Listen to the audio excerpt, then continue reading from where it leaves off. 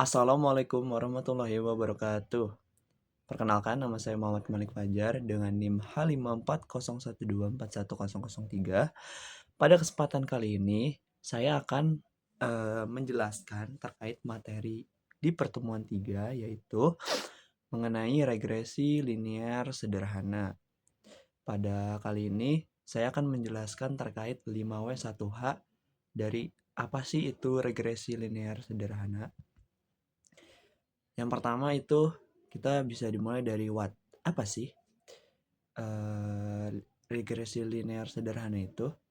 Nah, regresi linear sederhana adalah metode analisis statistik yang digunakan untuk mengukur dan menjelaskan hubungan antara satu variabel bebas atau kita bisa nyebut dengan X dengan satu variabel terikat yaitu Y, serta memprediksi nilai Y berdasarkan nilai X-nya itu sendiri. Lalu kemudian who, siapa sih yang menggunakannya? Nah, jadi regresi linear sederhana ini digunakan oleh para peneliti, ekonom, analisis data, mahasiswa, hingga pengambil kebijakan yang ingin memahami dan meramalkan hubungan antara dua variabel. Lalu, when? Kapan sih regresi linear sederhana itu digunakan? Nah, ini digunakan ketika hanya ada satu variabel independen dan hubungan yang diasumsikan itu selinear. Misalnya, untuk memprediksi konsumsi, kita bisa ubah menjadi Y, lalu berdasarkan pendapatan, atau kita bisa ubah X. Itu. Lalu, where? Di mana sih kita menerapkan regresi linear sederhana ini? Kita dapat menerapkannya itu dalam berbagai bidang. Yang pertama itu ekonomi, seperti contohnya pendapatan dengan konsumsi. Lalu bisnis, harga dengan penjualan.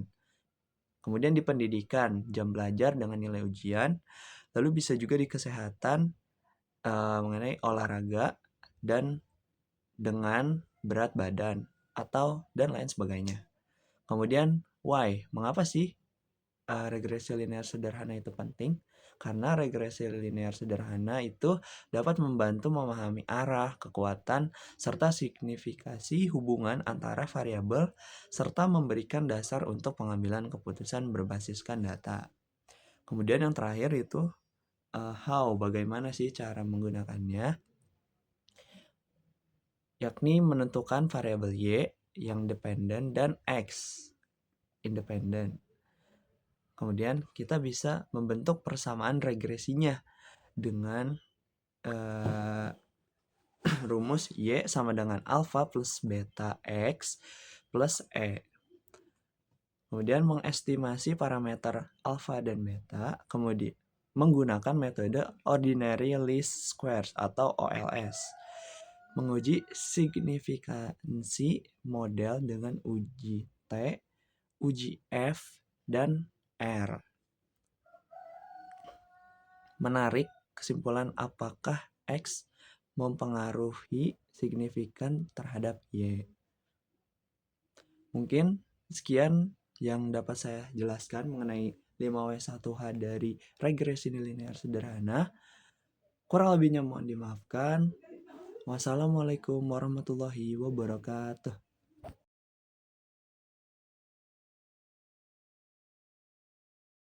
Awal yang pertama, kita klik ajaran. Nah, ketika sudah tampak seperti ini, kita bisa langsung run yang bagian kedua. Run. Nah, kita bisa lihat di sini sudah muncul ya hasilnya. Jadi ini tuh hasil dari regresi nilai sederhananya.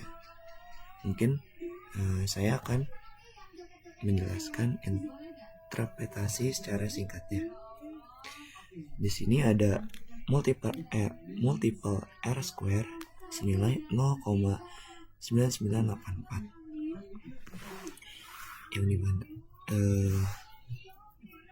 yang berarti itu sekitar 99%. yang dimana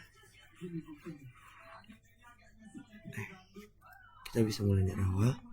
Jadi di sini tuh multiple R square maksudnya itu nilai koefisien determinan, yang berarti dari variabel konsumsi di sini itu dapat menjelaskan hubungannya agar variabel pendapatan bisa kita lihat. Di sini ada sebanyak 0,9984 atau sekitar 99%, yang dimana hampir menyentuh 100%. Kemudian di sini ada p-value senilai 1,911 min 12, yang berarti nilainya itu lebih besar dari 0,05, yang artinya hubungan dari konsumsi terhadap pendapatan tersebut, konsumsi ini tidak berpengaruh terhadap pendapatan. Kemudian di sini juga ada estimasi yang bernilai positif ya, yang terjadi maka ketika pendapatan naik maka jumlah konsumsinya juga akan naik, atau sebaliknya ketika pendapatannya turun maka konsumsi terhadap sesuatu pun akan turun.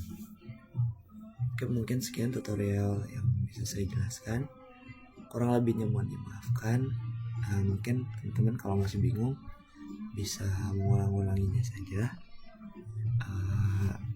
Jika ada kata-kata yang salah atau belibet, dimaafkan teman-teman karena saya masih YouTuber pemula. Akhir kata, wassalamualaikum warahmatullahi wabarakatuh.